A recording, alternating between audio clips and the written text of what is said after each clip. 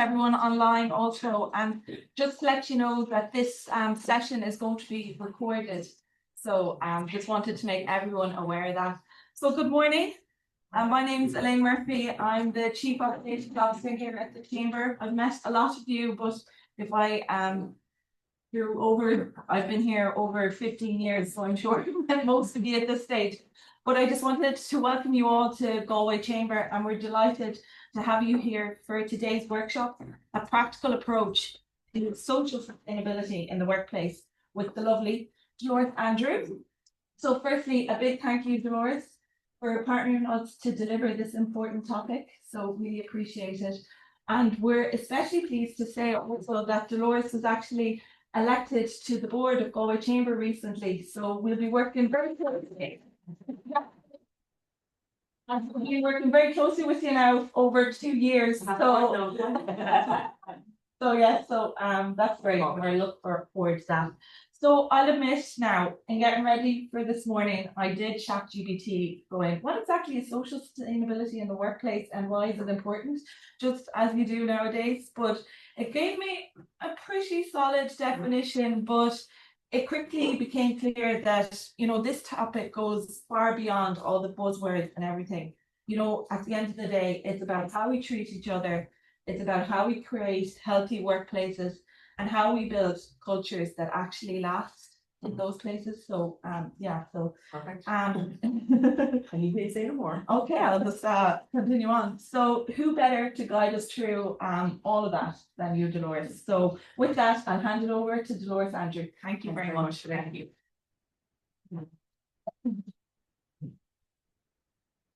Thanks for million for coming, guys. Really delighted to be here, and thank you so much to the Chamber as well for allowing me to host it. Such a supportive organisation, and if any of you aren't members, I'd like to also welcome those who are online. You're very welcome. I have my glasses, I'll have them on and off so I can't see all the names, but you are very welcome, and we will be sending a recording as well.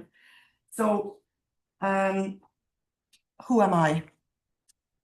My name is Dolores Andrew, and pre all this work I'm doing in the wellbeing world, I was in the legal world for nearly 20 years, which a lot of people probably don't know.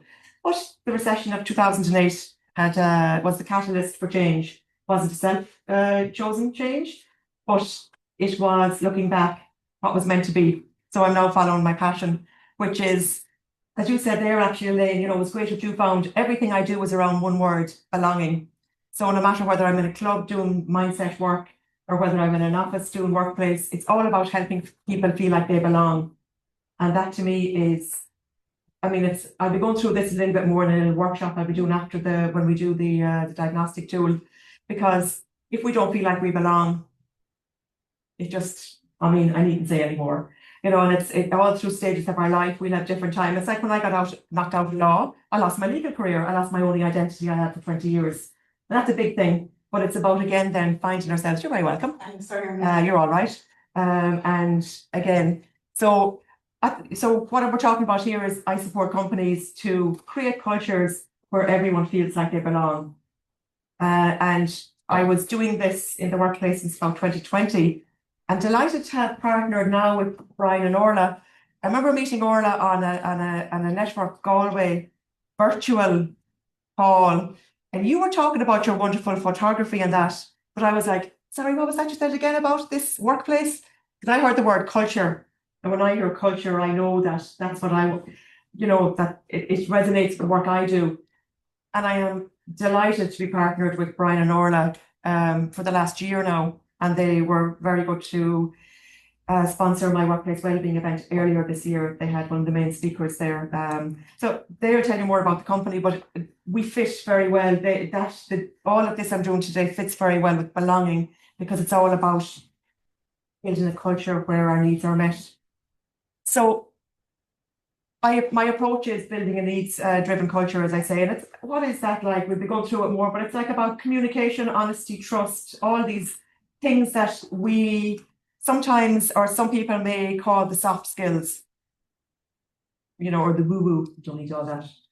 And that's some of the misconceptions I meet on a regular basis. I don't have time for that, time for any of that. And that's okay, because sometimes there can be fear around change as well, and it is a big one. Or people that say, I don't have time for wellness. Again, It's something that we hear. And also, yeah, the wellness. I mean, I said that was very interesting because I'm quoting someone in the second one. It had caused me more stress than it's worth to bring, to look at wellness. But that's okay for that person. That's actually showing that wellness is needed. So so we reframe things at times. And this is huge. And this is one of the things that I definitely try. I get people say a lot, like, how could I possibly meet everybody's needs in the workplace? That could cause somebody stress, a busy HR department that has to deal with everything. It's not about that. It's about creating a culture and policies where people feel heard, but you also have realistic boundaries in place in the form of policies or whatever. It's not about, it shouldn't cause stress. And that's where this fits in, is about when we create a culture where people feel seen and heard, then and they know that there's boundaries in place as well. That's what forms a culture. So measuring what matters, and again, it's about looking at the employee's needs. The importance of accurate measurement is it uncovers key insights. That's what we want to find out. What are the insights we need in order to develop a culture? How do we do that? We measure, and then we focus training on those areas. And also then, it's about improving professional performance, but also personal well-being. It's both of them combined, because when we understand what people's needs are, then we can support them. So I introduced this at my workplace wellbeing event. So if anyone was at that, apologies. I'm probably a bit more polished at it today than I was back then. So I talk about understanding culture, understanding organizational culture using a metaphor of a tree. So it kind of fits in with the sustainability, which I'm part of the sustainability committee here, and I have a huge interest in sustainability built around people. So it's social sustainability. So when we look at a tree, what we can see visibly are the branches, the leaves, the trunk. And what we don't see is the hidden ecosystem beneath: the roots, the fungi, the microorganisms, the water, everything that's working underneath to influence the health of the tree. So if you look at the one on the left, healthy tree, nice green leaves and all, and the one on the right is a little less healthy.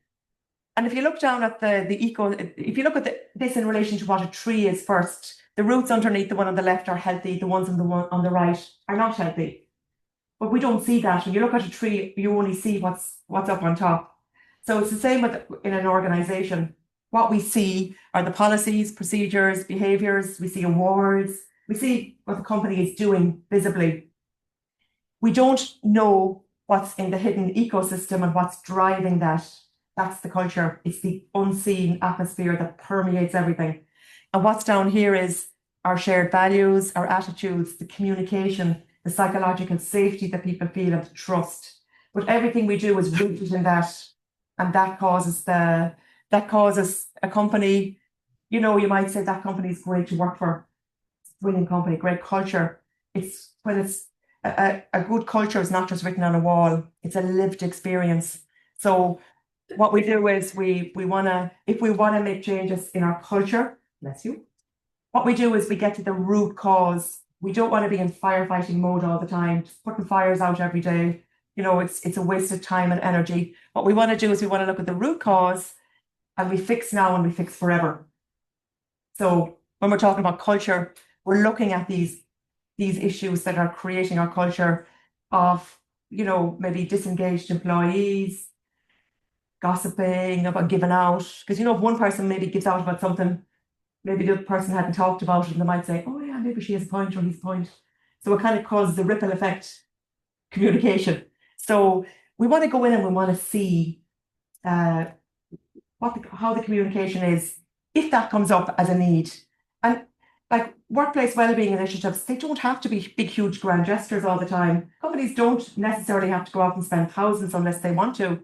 Sometimes it's the small things we realize. We make subtle changes and we have big results from that. Moving on from my tree.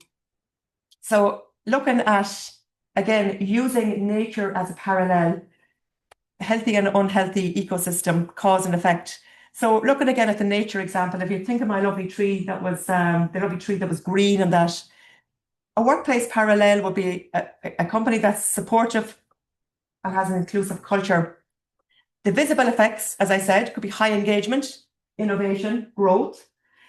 The invisible culture is the trust that people feel. They feel like they belong, they feel seen and heard, and they feel safe enough, and the big word, trust, and they communicate.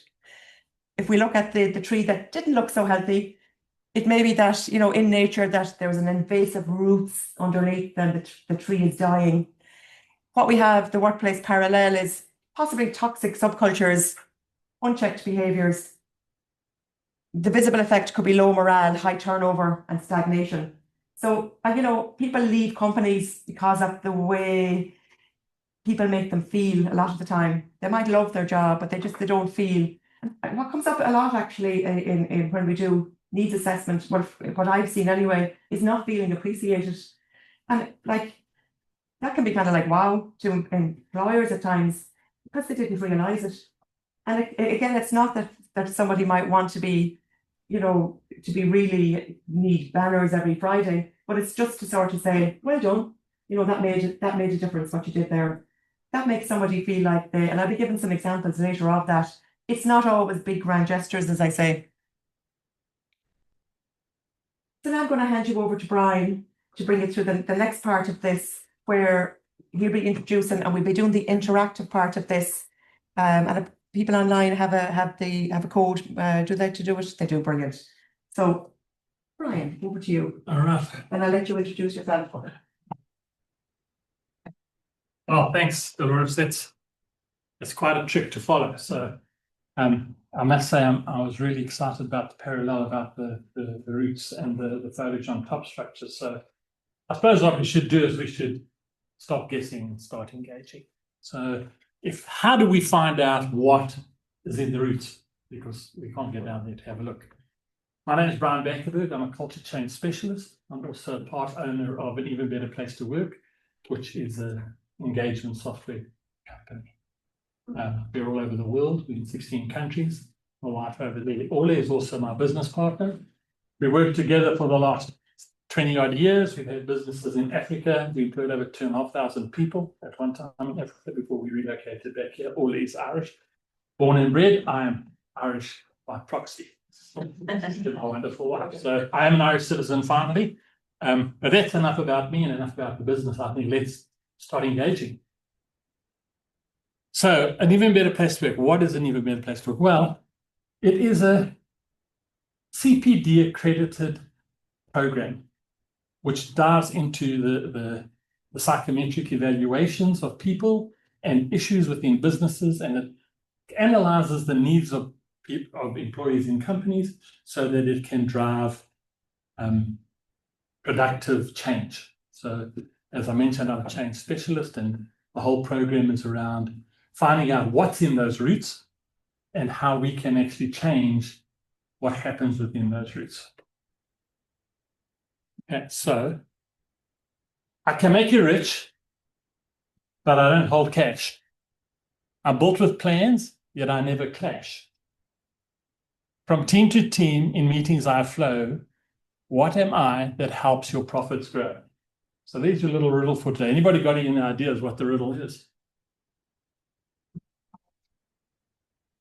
I'll read it one more time. I can make you rich, but I don't hold cash. I'm built with plans, yet I never clash. From teams to team in meetings I flow. What am I that helps your profits grow? Culture,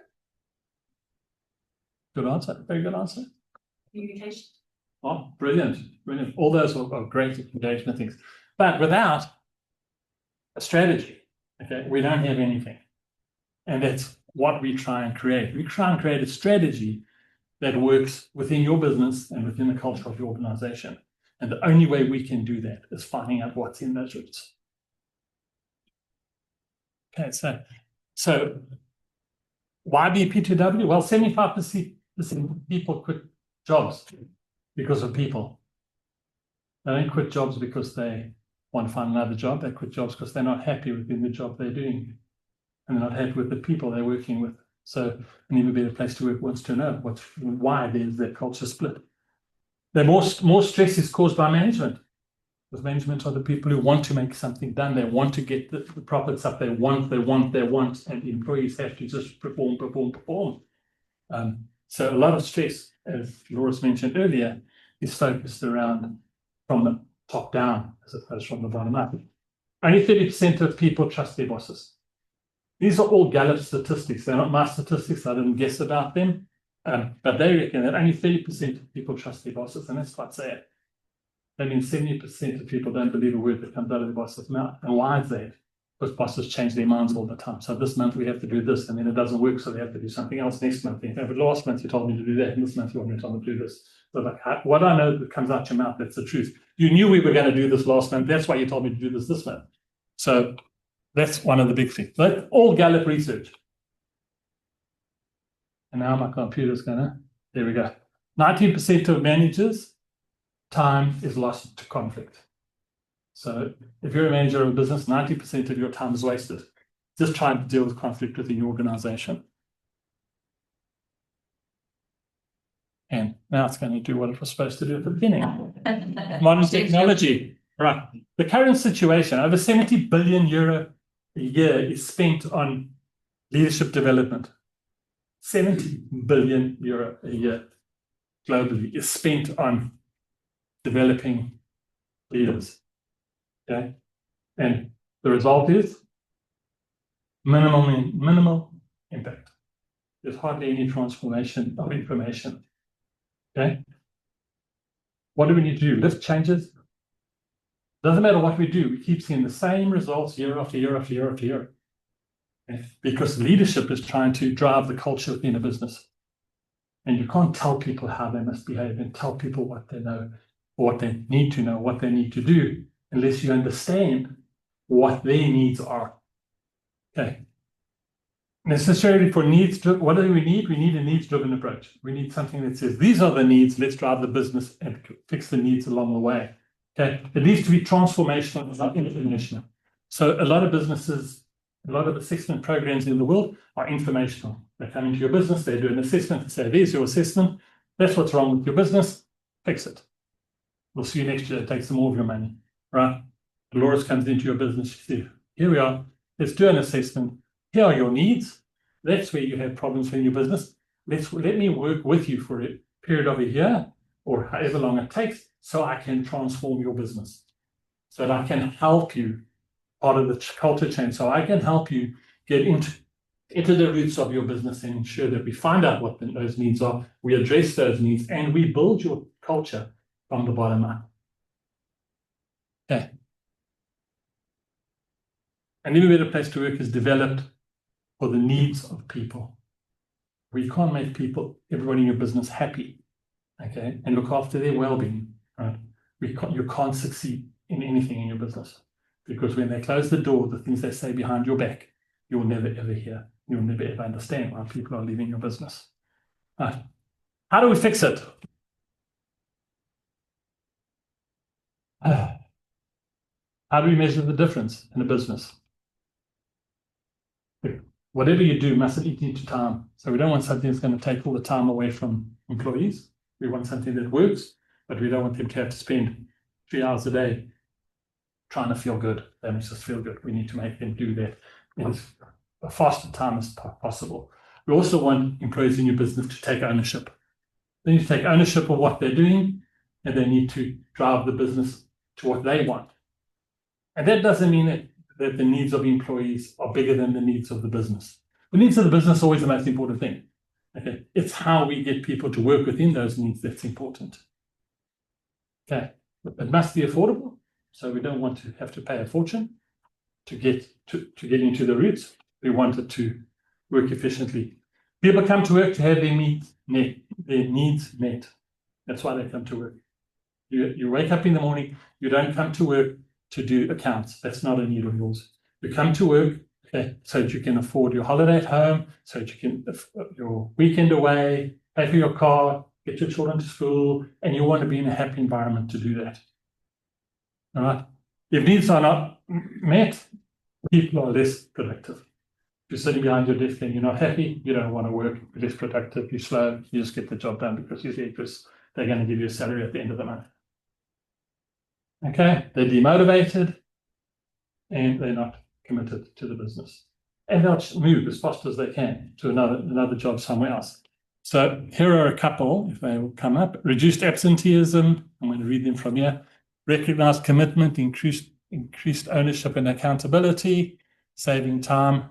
I'm going to go through them quickly and just get them up onto the screen for the sake of time, and then I'll just speak a little bit about it.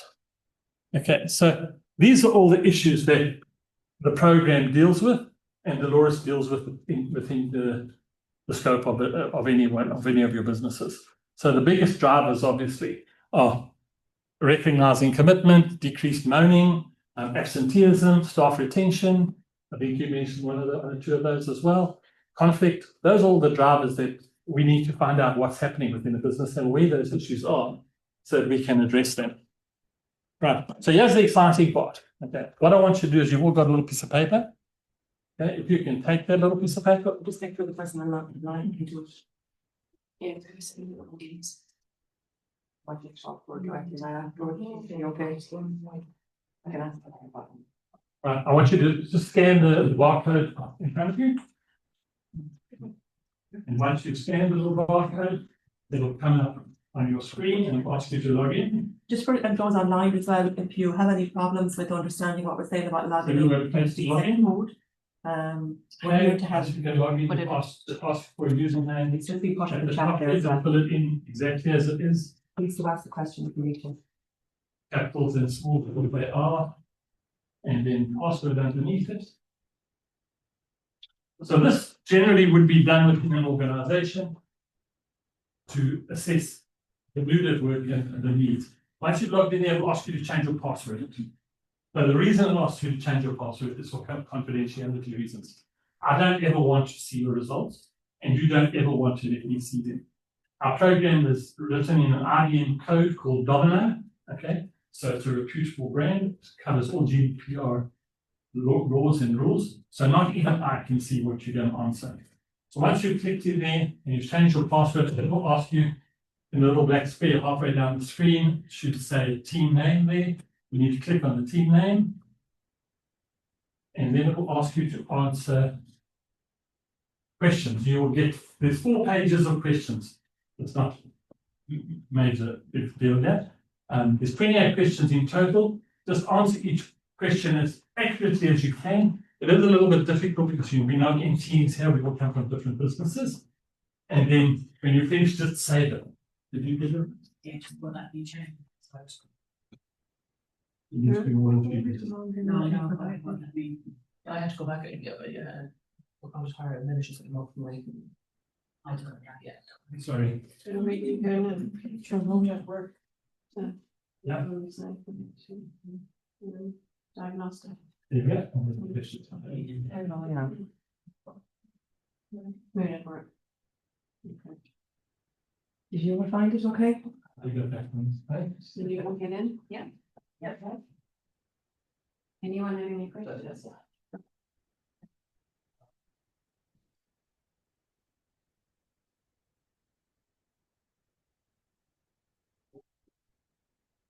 There. 3. Everybody managed. Once you've finished, you should see a radar screen. And we try and get that. Sorry, you're still busy. Let me see if I can get it on. I might be able to do this. I'm not. Okay, so they will see it too, is it? Yeah, I want to see that. So is that. I want to see that there. Almost as bad as my presentation. It does all the spinning after we want to move on. So once you finish, you should get a radar chart, which we hopefully will see in a minute. Right? And that will highlight for you anything that's in the green. Right? Will show you that those needs are being met and that you're comfortable in that environment. And anything closer to the middle will show you where you are, your needs are not being met. Right? So as a business owner, if you look at that, and we'll show it shortly, I hope, it'll be able to tell you where you need to focus your energy to address the needs of your employees so that you can drive productivity, wellness, satisfaction within the organization. There we go. So we're on there. Let's see how many people. So I can only see a result once 3 people have completed. So let's see if we've got 3 people yet. Yep, we got 3 people. So This is what the organisation see. the organization sees an average score. So the average score of everybody in this room is highlighted on this thing. Okay. So as people complete it, we'll just refresh and you might see that this one that's so low might go up, or you might find another need somewhere else. It's quite handy to have a look at it like this because of the different people in the room. You all come from different environments, you work in different businesses, and that's how you perceive your working environment and your personal needs. So it's great to be in a room where we have connected people. There's hardly any unconscious bias at the moment. Inclusivity looks great. Well-being, there's the lady. Well-being lady says, yep, the well-being is the lowest performing indicator, right, at the moment. Let's see if it will change if anybody else's will make it move for us. That's the part that I like.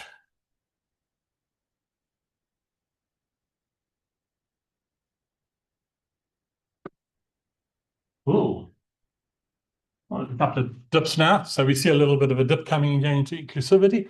Unconscious bias still looks great, connected, a little bit down in the middle there. Got a little bit of movement over here. Satisfaction and culture at work. But we still got quite a low in I keep focused under pressure. We've still got quite a dip over there. So I'll just wait for the last people to finish it off. And we'll talk to you about it. Yeah, she's interested. Wonderful.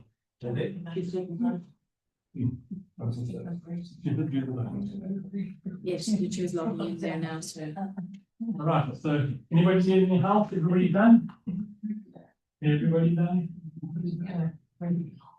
Great, let's have a look at the final score then. See what we've got here. I'll do that.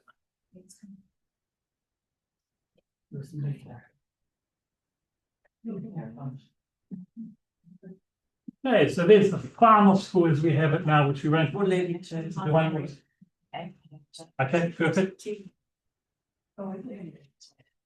Nearly there. Oh, okay. Is the one on our phones ours and that one up there is? One that you finished is yours. Okay. You can only see your own, so that's why I won't be anything like that. And that's a combination of everything. That's the average of everybody in the room. So we can split it by teams. So if you're in the business organization and you're in the community store, you're like team A, team B, team C, team D. And I'll show you that on the thing. I'll try and do as fast as I can for you to show you the information you can go from that. But I think what's really great for today is the fact that well-being improved is the biggest, most important indicator. Apparently. And then you'd be able to see which team has a bigger problem with well-being and which team has a problem with unconscious bias. So you can sort of find, okay, that team has an unconscious bias issue. You go and have a look at maybe I don't there's a powerful problem with that business. What I love about going into companies doing the training is it creates that psychological that nobody ever sees your result unless you choose to share it with them.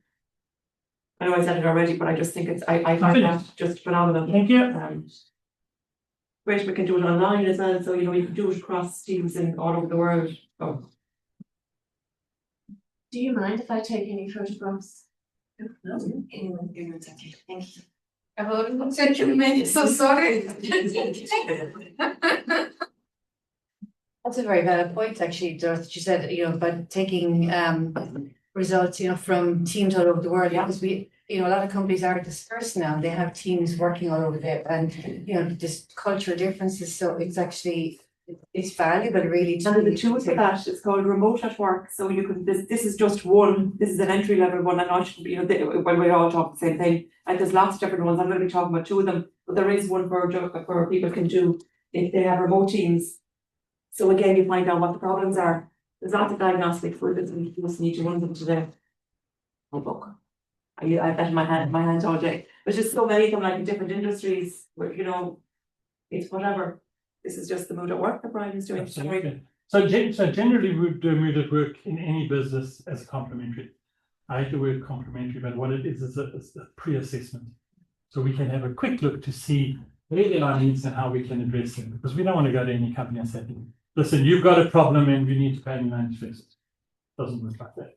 We want to see, is there something that we can do within this business or not? Talking about remote working, we work with a company called Siemens globally. They have 98,000 people across the world. So they have people all over the place, and they're all in divisions and in teams and whatever. You need to have it. And then the divisional manager can see exactly what's happening in Turkey, in the operational team, the midnight shift. So and then they can resolve that issue. The system does have solutions on the system, as long as your facilitator, as well as your facilitator, Doris, would have solutions and activities to actually make the change. So if you have a look at that, we can still see that. Where is it? There we go. That inclusivity has moved. Well-being is still down a little bit. So let's have a look at the rank order. Right. So the lowest performing indicator overall is 4.6, which is satisfaction at work. Culture is 4.7. Safety at work is 4.8. The higher you get, the better the need is. So if you have a look at an average score, we saw the lowest indicator was well-being, but obviously the other ones in those, the other questions were higher. Whereas satisfaction, they weren't as high. And move this out the way so you can just see it here.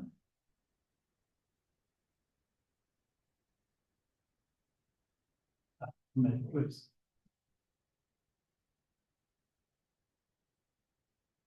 Yeah, there we are. So because satisfaction at work generally on average is lower than well-being, you can see it's underneath this line. Well-being is above that line. So the average of this section, this category, is much higher than the average of satisfaction at work. So unconscious bias, 5.2 out of 6, well-being 5 out of 6, inclusivity 4.9, satisfaction at work 4.6. So you would know then within your organization where there are particular areas of need, and when there's managers around the table like this, generally there isn't a huge need because actually your needs are being addressed because you're a manager, you have a voice and you can institute change within your business. How do I get back to my other slide? Any questions on the? I actually have one question. Being like different languages, so like. So currently we have over 40 different assessments, psychometric assessments. And out of those 40, we only have one that is in multiple languages, and that's satisfaction at work. Why is one? Because one is our hero diagnostic assessment, and the satisfaction at work is the brainchild for the CPD accreditation. So we're the only CPD transformational assessment, online assessment, and CPD approved business in the world. And we only got that accreditation the first of this month. So it's taken us almost 2 years for them to actually accredit us. They don't just give it away. And for them to give it to us, we had to make a lot of changes in our business, and the structure is around satisfaction at work. So satisfaction at work is a totally different diagnostic. It deals with conflict, well-being, mistrust, feedback, all those kind of things. And that's the ultimate. If you can have everybody satisfied at work, then you've addressed all the other issues. And that's in English, German, French, Mandarin. That's it. I think. Arabic. I think we're trying to develop more languages. Yeah. So yeah, we're currently in the process of trying to change, more particularly the mood at work diagnostic. So when you speak to managers in the world, 90% of managers speak English, which is fine. So we can all manage, that's fine, not a problem. It's when you start going down the ladder to find out, when you start going to the tip of those routes, right, you in different countries, you find that it's very difficult. For their home language, business language is not English. Right, so where are we now? Beginning, I think. We're at the beginning. So let's fly through to where we were.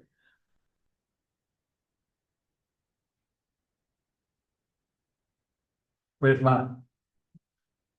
Amen. It's we know we're human. Oh, We're not all AI, we're not. I have another Not presentation on chatbots. Friday. You're not doing anything. Yeah. I'll come and fetch you at 3 in the morning and we'll drive up there and get going. Thank you very much. Not allowed to. So we've gone through all of this. Dave is not giving away. Oh, we fix it. Okay, come on, we're nearly there.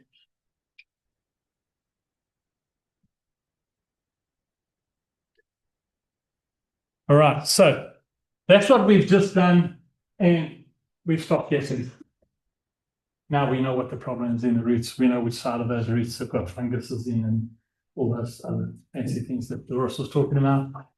Microorganisms, there we go. And we know which side, what's causing the good stuff and what's causing the bad stuff. All right. The company accreditation, what does it do? Complete all the diagnostics in the module, then the company would be accredited by CPD as a CPD accredited company. And what do we do for the employees? The employees get recognition, they participate in the program, and they get 24 CPD points, which is hugely high in the CPD industry. Because some companies that work with CPD points, the employees only have to get 20 points a year.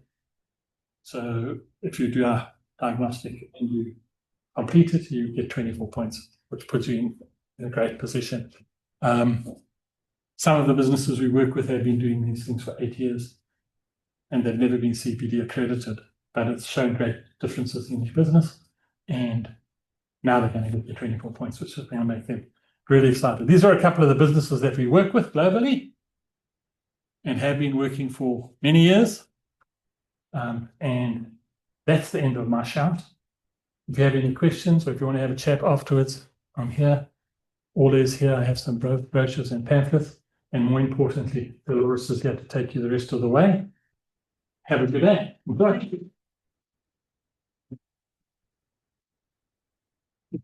That's great. Thanks very much, Brian, for that. So we really wanted you to see how, interactive the tool is, and I hope you enjoyed that.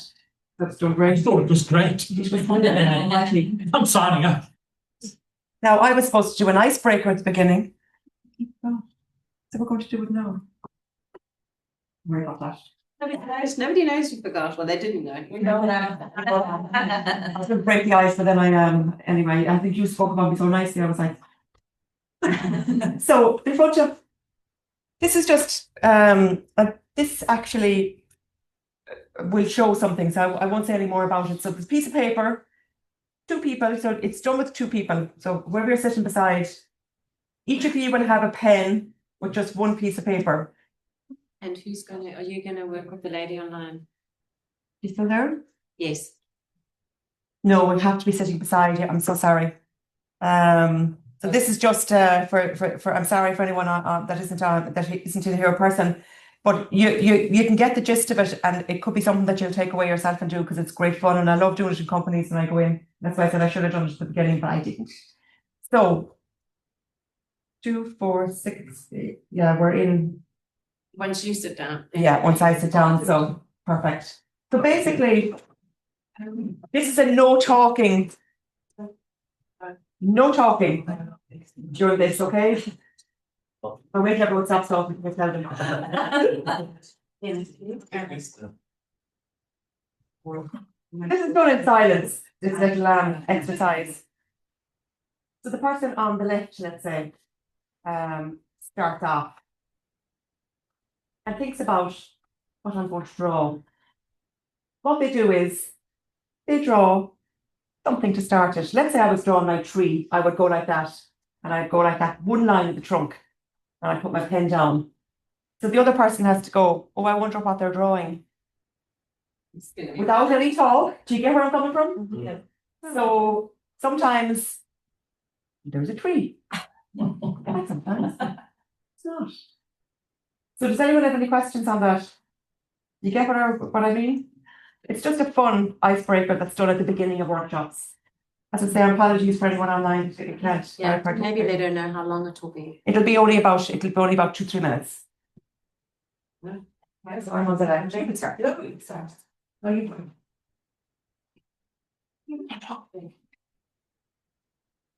Don't think too much about it, just. Oh, that really. Really? That's what you give me. I'm gonna add something to this.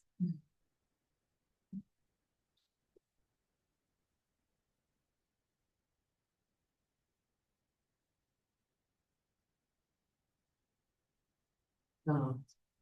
It's only so what? I was thinking she's. So when my phone goes in a minute, you can stop.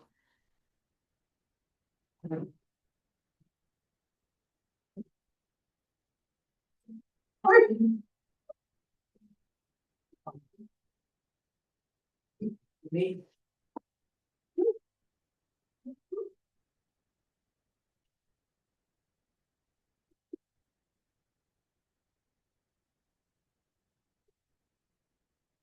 I bet it's something very long that. I know that last, me too well. I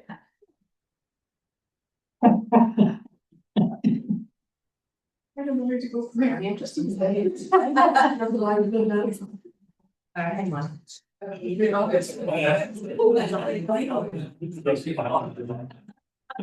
No, we're not.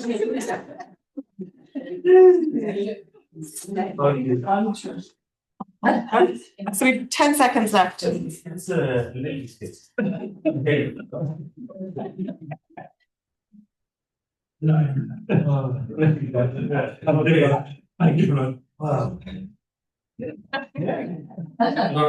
Okay, you put your pens down now.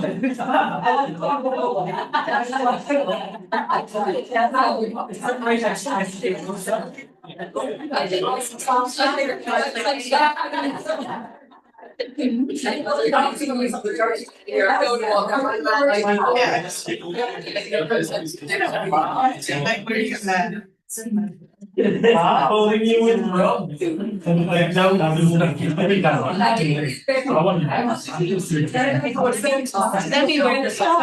What does she want? So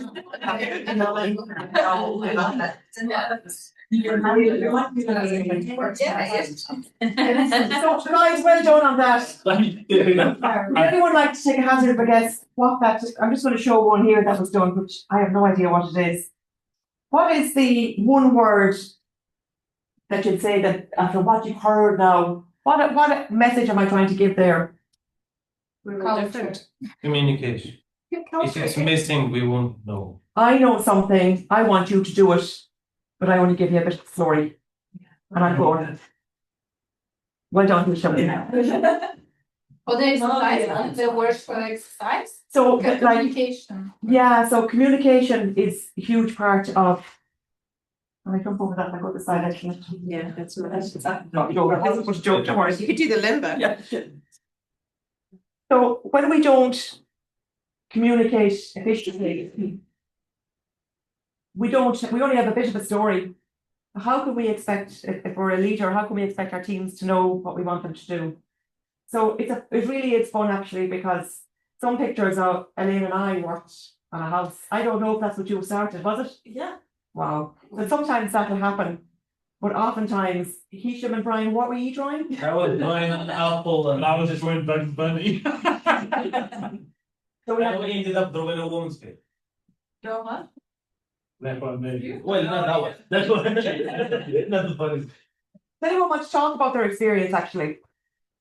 There was a lot of giggling going down here. Sinead, Karen, what were you up to? I didn't know where that was going. It was 2 hours of Larry. No, I started off drawing, actually, I have to tell you, it was the sea. But then Sinead drew a big mountain behind it, which could have been still been the sea, so anyway. But then I was going to make fun out of that. then it went to mountains and sheep. Or the sheep swimming in the sea? Hmm? Sheep are swimming in the sea. Well, it turns out, yeah. Yeah. That's Love it. Anyone else want to share? We don't have to know, but Well, we started with one line. And then I drew a little circle with one line, then she drew another line. And it was like, okay. I need creativity here. But anyway, it turns out I think we did a really good job because there is a watch strap in there somewhere and a watch. Look, I was going for a watch first. Yeah. She went with the one line, I did the circle, so she thought I had it already. Yes. And then I had the cloud just to Cloud of doom above. brighten up the day. I love it. So there again, just to showcase how important communication is in when we don't communicate effectively. So what is communication? We communicate in a way, I actually have it here, yeah. So I didn't make this up, Maslow's hierarchy of needs. This is huge. We all, as people, as human beings, have fundamental needs that need to be met in order. I like Maslow's hierarchy of needs. It's not everyone's cup of tea, but to me it's very straightforward. It shows that self-actualization is potential. So in order for us as individuals to reach our potential, and I'm talking about everybody, we have to have certain requirements in place. So we don't just reach our potential, without these. And it's not like if we reach our potential in one part of our life and the other part of our life we might be struggling in. It's about if we can use this tool to look and see anytime we want, take a look in and see what is out of sync. And the seven pillars in the Mood at Work tool that we just went through, and as they went through unconscious bias, safety, satisfaction, connected, inclusivity, well-being, and culture at work. So I want to show you how each of those pillars fits into well-being. And this is kind of more taking it back to a personal level, because as you can see, the way when Brian described it, it's a tool that looks at what are my needs. It's not like, what's the manager not doing for me? This is not what this is about. It's about, are my needs being met? Did I lose one slide? Actually, no, I didn't. And I'm going to bring it in here actually, because one of the tools that I work with a lot is the neurodiversity at work, because it's a huge area that I'm very passionate about. And there again, it's about what is neurodiversity. It's just different ways of thinking. We have our neurotypical and we have our neurodivergent. Neurodivergency covers examples: ADHD, autism, dyslexia, and many more. I'm on this journey because I've been put on it, and if we don't probably come across it in our own family, we may not understand it, and that's perfectly okay. And that's why I think something like a tool like the neurodiversity at work is great, because again, if I don't understand what it's like to have a neurodivergent brain, then I can't understand what the needs of the person are. So the neurodiversity at work tool works exactly the same way. It creates psychological safety. It asks 24 questions under different pillars. So it's based on a scientific model. Dr. Brown, I did a course with ADHD Ireland last year and learned about Dr. Brown, the way he identified 6 clusters around executive functioning, which is the way our brain works. So these questions are based on each of those 6 clusters. So it's based on science already. So a neurodivergent person will understand, because it's things like organization, it's starting stuff, it's all those things that now neurodivergency, I'm not an expert on it, but I'm always love learning about it and understanding and supporting people. So it's twofold. It's for employers for the education bit, because it doesn't mean that employers have to go off and take a course and learn all about neurodiversity and then bring it into the workplace. It does it for you.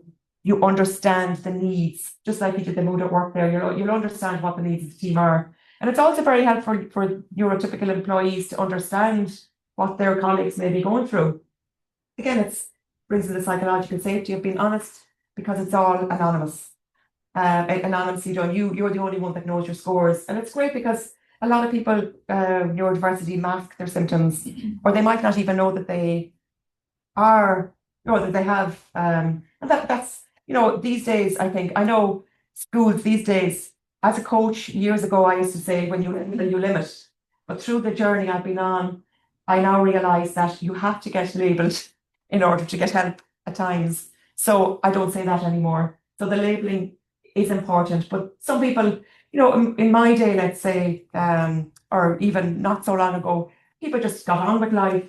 But you'll often hear from people that got diagnosed later in life, or people that say, oh God, I definitely struggled with dyslexia or whatever, and you'd be put in a corner maybe at school or whatever. But it's very big in schools. I'm actually in one school now doing my first, nearly there. I want to bring it up. Like, the neurodiversity at work diagnostic tool is about career pathways when someone goes into the workplace. I'm taking it back a step forward or back the way, designing TY. So at that pivotal stage where a child is trying to understand themselves, trying to pick subjects for the Leaving Cert, they may have been diagnosed, they may not, they may just, struggle with attention, focus, whatever it is. So it's bringing that understanding piece in, because really, when other people understand us and know our needs, it's like, oh yeah, and it's about that breaking down barriers. Again, it's about that one word I started with, belonging. It's helping neurodivergent children, students from as early age. I've been doing work in clubs for many years, and I've always been bringing in bits of this, like rejection sensitivity is a huge part of neurodiversity for a lot of people, adults alike, adults. It's something to do again with that being afraid of being rejected so they don't put themselves forward. So if you're looking at this in a work situation, you're not going to have someone with neurodiversity reach their potential unless you're looking after their needs. Another one is the ethics at work. A lot, again, I would do that in legal offices and insurance, because again, it's looking at that. So there's lots of different ways we can work with this. It's understanding, again, needs. So helping people to belong. I just wanted to mention the neurodiversity one though, because as you can see, I'm quite passionate about it. So we have our 7 pillars in the mood at work. As I say, each of the tools have their own 7 pillars, but we're talking about the mood at work because that's the one you just gone through. So yeah, so first of all, the physiological needs. This is only a quick presentation. I won't be having here all day. Physiological needs are our survival needs. They're basic. We all have basic survival needs, to have enough food to eat, to have shelter, those kind of things, to their survival. If we're homeless, our main focus is not reaching our potential likely. It's about, it's more survival. If we don't have enough food, it's about where am I going to get my next meal. They're the kind of basic physiological needs that we start with in life. Because when we have those things, we can feel safe. If we have a house, we can feel safe. We can go in, close the door. Now, I'm not saying everything is perfect there. We may not feel like we belong. So it's all of these steps. They all blend in together. Let's say we are in a relationship in an office. Let's say, so we have our survival needs met. We got a job, so we feel safe. And safety also includes financial safety. So we get a job and we feel financially safe. But we might not feel we belong in there because our needs aren't met. So we're never going to go up here. We're always looking to reach our potential where we are. And, and that is whatever it means, whether we're at home minding children, it's reaching our potential at that and how we feel about it, or whether we're a CEO or what, it doesn't matter what we're talking about. We can put this into relationships. We can put this model through anything in our life. We need to have all of these things met before our needs met before we can, self-esteem then, of course, as well. If we feel like we belong at work, we'll have greater self-esteem because we'll feel safe to maybe ask a question. Someone might say, geez, Elaine, fair play to you, that was really well done. Thanks for that. Or, Hisham, you got that done on time. Really well done. Orla, Orla, I'm thinking on you. Orla, we didn't get the deadline met, that's okay. But you know what? We're going to look and see what you needed. We realise you just dumped you on that. We didn't give you enough information. We're going to work on that. So you go, it's not my fault. It's all about this again, effective communication. Next time we draw the 2 trunks of the tree. We give you more, we give you what you need in order that you can have good self-esteem and feel like, oh my gosh, this is great. I love this job. I feel like I belong. All these things are, So, and in some areas of our life, we can feel as though maybe work is going wonderful, but maybe our relationships at home aren't great. So again, always handy. This is my coach coming out on my salary. Run it through this. What do I need to do? Or if you see your child struggling, use a needs-driven approach to see, what is it? It could be that they're not feeling safe. And you're like, wow, I did not realize that. But if we don't ask questions, we don't communicate, And communication is also about listening, active listening. Communicate to listen, not to respond. You know, sometimes you might be in a conversation, someone is just, you know, that they're just talking. And they might mean to, you know what I mean? But it's like, you know that they're not listening no matter what you say. So, and that is actually can happen in teams. It might be that a manager is very busy, might be a project lead is very, very busy, but the team are like, oh my God, what's the point? Because if I have a question, I'm not going to be heard. So communication is about active listening as well. Understand your team's needs, or do something like the mood at work. So very quickly going through how they fit in. So the inclusivity bit, it's the lived experience of feeling like you belong. Belonging is a fundamental human need we have. And when people feel included, they're going to contribute more openly. They're going to take risks, healthy risks. You know, it's always good. They feel safe enough. And also it lifts morale within a company. Connection, the antidote to isolation. This is huge, especially since 2020. I think a lot of people, you know, we want to be connected. And a lot of people would, you know, this is remote working as well. We could look at being isolated and part of a team. And connection combats isolation, collaboration, and drives happiness. So again, I mentioned all that already. Asking the right questions. These are the type of things I bring into trainings, teaching people how to ask the right questions. Not that hard. You know, it's just, anyone know what word we don't ask? One word we don't start a sentence with. But Good one. no. No. If you want to say to someone, So. why? Yeah, why pushes people into their defense because they can't have my own homework, you know, or because you're looking for excuse and things like that. It's just we can ask questions in a lot of nicer ways. That's it's something I do with a lot of trainings, you know, but it's a small shift again. That's I'm saying that the wellness initiatives aren't always like fruit bowls are wonderful, but speaking to somebody in a more respectful way will get you better benefits. Well-being, the energy that fuels everything else. When people feel well, physically and emotionally, there's where we get our engaged employees and higher productivity. Which, as Brian said, people are in business to make money. But it's, you know, this is the bit then that you'll say, well, I haven't got any time to do wellness initiatives. And I get that, it's scary for people. But really, what do we want at the end of the day? You know, we can look at ways that we can bring in wellness that doesn't take an awful long time. That didn't take long this morning to do that test. Sure didn't.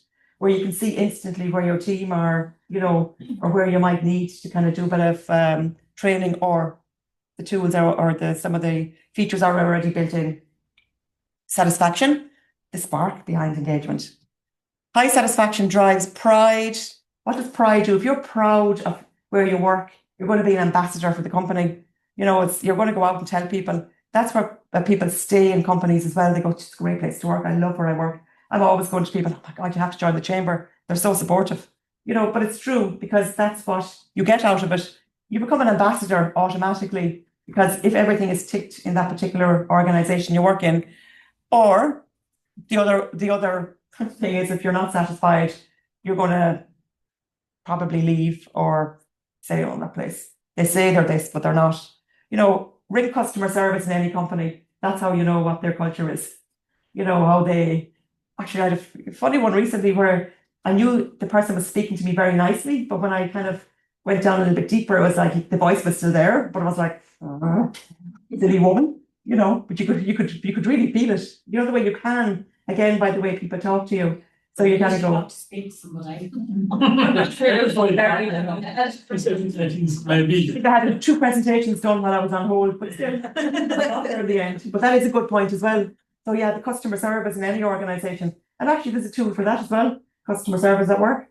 And it's a great one for retailer. You know, if you're in the retail industry, you can understand again, you can bring in that part. Anyway, culture is the air we breathe. A tree needs the culture. A tree needs all that lovely stuff underneath as well. Microorganisms. You got it. Fungi. I just leave tonight. You're getting the gold star. A supportive culture creates shared purpose and trust, the heartbeat of morale. I find at times that in trainings that one of the things that comes up and shows up is appreciation. People don't feel appreciated. And as I said earlier, it doesn't have to be a huge appreciation. It's just that, again, we might all be busy. We might bark at someone because we're under pressure ourselves. But it's like, and not just saying, yeah, thanks. Thanks is good, obviously. It's better than nothing. But just kind of going, well done on that, or thanks for that.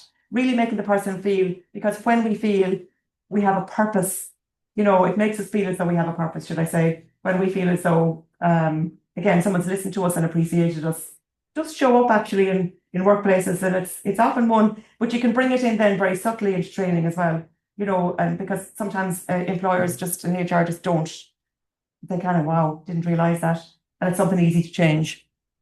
I think that might be it. No, safety, the foundation beneath it all. We have to feel safe. It's a basic need of a human being to feel safe, and that includes psychological safety in the workplace, being psychologically safe to ask. And if you know that the culture is, ooh, I'm going to get my head bitten off, you're not going to ask the question. So safety is definitely in the workplace. And again, why I love this tool, and I always say it, is because nobody sees your results. I'm safe to ask for my need to be met. I'm not, as you can see, you're not complaining about anything in those questions. You're just saying what your need is. And then the organisation can see, well, we need to do something on connection or safety or whatever. And creating psychological safety, again, isn't always a huge job. It can be around things like communication, again, which is probably at the centre of most things. Yeah, we can have anxiety, stress, burnout, people leaving jobs, people going on sick leave because they don't feel safe, and it causes anxiety. And if people are stuck in an anxiety loop, it causes problems. Closing reflection. So yeah, if any of you want to reflect on, you don't have to do it now, but like, what is the need that you feel strongest in your workplace, and which need needs most attention? It's just something to think about, should you wish to, of course. But it's like, how then do we, we all, no matter who we are, whether you're, whatever, you could be the person that answers the phone. Everybody makes a difference on a team. Everybody makes a difference in a workplace. I was in hospitality doing management training, and the receptionist got more out of the training, I'd say, than than some of the managers, which I found wonderful. So, I hear, you see things, because sometimes maybe all the managers can be so busy and they're all, but customer facing is the first thing. When somebody picks up a phone or comes into an office or whatever, that's the person that's facing. And they're very important to remember that everybody, no matter who they are, whether they're emptying the bins, if they didn't empty the bins, whatever. So that is the end of the session today. There's a code there if anybody wants to connect to do the mood at work. If anyone wants more to talk to Orla and Brian, we're in that glass room out there for a while. But other than that, I really want to say thanks to the Chamber for being so helpful with this. Thanks to Orla and Brian for supporting me. Thanks for those that joined us online. We will be doing a recording and send it out to the other people that registered as well. So just to let you know, or if anybody has any questions, I'm happy to answer them, obviously. But that's it, closed for now. Thank you.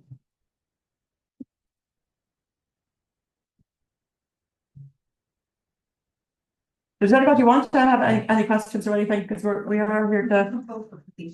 Yeah, okay. How did you find the experience, if anyone wants to say, or did you enjoy doing the tool, like, or? I thought that was really useful, and actually working in recruitment, I have to say, Yes. more and more, I find employers are looking all down to you can teach the technical stuff, but it's all down to the person. Yes. They understand that if you get the wrong person in, so one person can destroy a department. So I think, it just feeds into that. It doesn't, there is interest from recruitment companies, because like that's again the first, I wouldn't have the expertise to talk about it, but like that's the first point of contact. Exactly, what's you're trying to. I worked in recruitment years ago. I worked for ICE for Mark Cox a long time ago. But it was like that, like you're interviewing candidates, and you get your commission paid. So you want to put the right, there's a motivation, you want to put the right candidate in. But if someone is masking something, especially around neurodiversity or whatever, you might put them in the wrong job. Like, oh my God, the neurodivergent brain is phenomenal. It has so many strengths. I'm neurotypical, man. Sometimes I think I'm a bit of both, but anyway, we're all on the spectrum. But depends on what time of the day you get me. But it put me in a job that doesn't suit me, that's not to my strengths. Like put me in an accounts job, I'm like, I have a clue. So you put people you put candidates in the right place. So like that when you're recruiting someone, you're gonna like an engineer. Just came out of nowhere. Came out of nowhere. Really are stuff.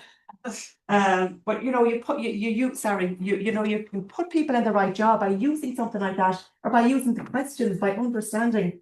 That's again what the needs is, because they're so hyper focused. They can be, not everyone obviously, but a neurodivergent brain sometimes can be hyper focused on something they love and fit into teams so well.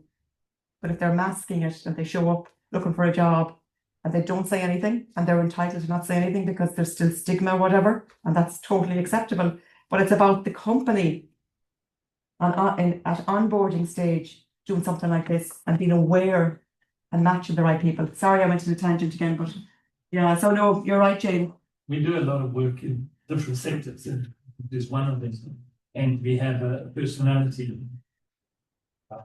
For candidates, we have one for candidates as well. So there's a personality test where you can actually assess the candidate for the position, and then you can see. So if this candidate, you've got candidates put in this position, you would assess the team, and it would tell you where the strengths are in the team, and what kind of candidate you require that fit into the team. Then you do the personality assessment with the candidate. We'll say, well, you're a red person that works on the colours, left brain, right brain, and you're green or whatever. And you're a red person, which means you have one action and it's happened right now, and with or without you, that person might not fit into the team. So if you put them in the team, it's going to be a clash. So the two assessments work hand in hand to actually tell you what kind of person you need to put in that team, and then your candidates will just do an assessment, and you can have a look and say, oh, we'll rather find you a job in accounts because that's the kind of position you want. You know that fits very well in the creative business. So you should bring the person in the right position. That's the best you can do. After that, I think the business has to have the culture and the well-being to drive that person to perform. But at least you're not putting the wrong person in the wrong cloud. Just say you have a business and you don't hire staff, but you contract freelancers. Does your tools like help you, like, because they could be anywhere in the world, but you want to get to know what they're like as a person, I suppose. See their CV and what they do. Have you a tool to do that? You can. Actually, so we have remote program which people will take out and will tell you how their remote working experience is. So in our business, we operate in all those countries. Those people are all agents or resellers of ours. So I will know exactly what kind of a week they have in if they just do the assessment. Before you hire them. I like where you're coming from. Well, before you're hiring them. Get 100 Yeah. applicants, and then you're going, oh, they all are excellent at what they do. They're all over the world, and will I work better with one nationality than another? Or Well, you could do something like that. you could do something like inclusivity, because unconscious bias, inclusivity, all those categories that we have deep dive diagnostics into those categories.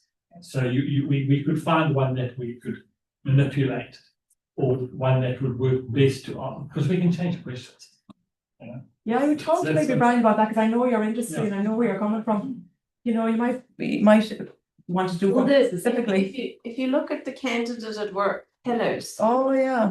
so the 7 pillars, the pillars that we did at Root at Work, so they are cultural fit, leadership and management potential, professionalism and ethical standards, communication and interpersonal skills, adaptability and learning agility, skills and competencies, experience and qualifications. Okay. So then those 7 that you're going to get that kind of feel for that person. Yeah. Just by them taking answering those 28 questions. Okay, that's Yeah, good. because ultimately they're a candidate to a And how do you access that tool, or what's the cost, or can you get it on an ad hoc basis, or how does it work? Okay, so every single person that logs onto the system. Yeah. So we call them users, for you to get this login, these login details. Okay. I have to pay IBM Domino because I'm using the code. I wrote my program, it cost me thousands to write the program, but I use the code, just like people send some Excel sheet. Yeah. You have to pay, you have to buy Microsoft to look at it. Yeah. So it's exactly the same. That license is valid for a year, and that license costs you €12 per diagnostic. And they can take as many times as they like, but it's restricted to that one person.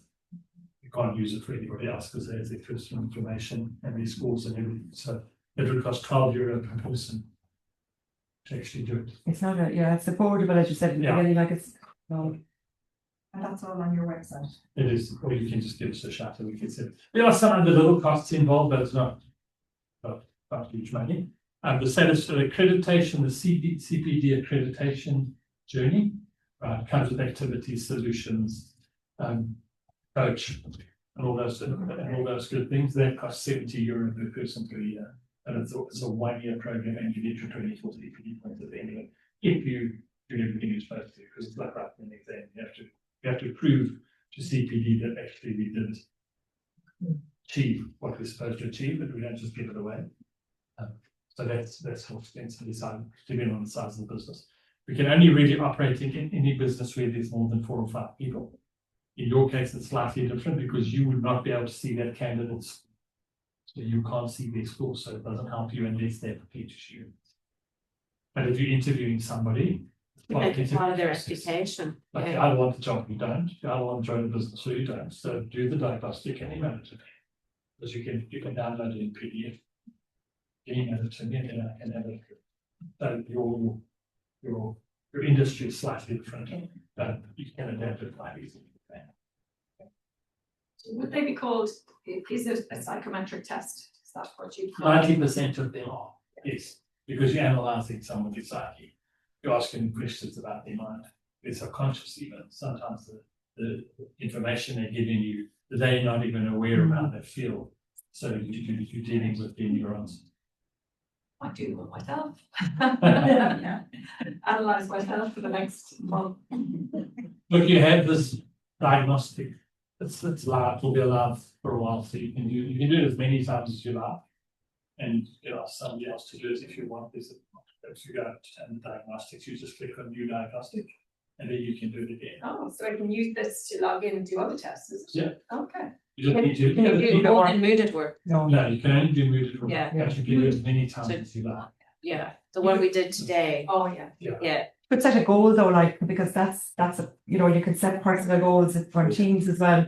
You set a personal one and a team goal. So you could maybe look at that and say, gosh, I realise my connection is down or my unconscious bias. I'm going to look at that, do some exercises or whatever you want to do, and then go back and retest it and see, did you solve the problem yourself? And that's there when you get the tool for people to do. You never have to have a coach in as well to help with it. There's a lot of stuff there to do, that when you can set your personal goal, as I say, they suggest some activities. So it's what you said, it's transformational as well as It's not only information. yeah. So that's one of our biggest differences between other companies that offer assessments and don't give you any transformational tools to help you do a transformation. It's just they will have a look, that sort of problem as we'll see next week. We need to put the duration. And just shout out if you want to chat about any other assessments like personality assessment, you can contact Doris or myself. And we can give you a quick trial, just one person for yourself, just to have a look if we can show you on the Zoom what it looks like and how it performs. yeah, you can do demos and get to know the system. And we can also send you a list of our booklet that has all of our diagnostics in it, if you want.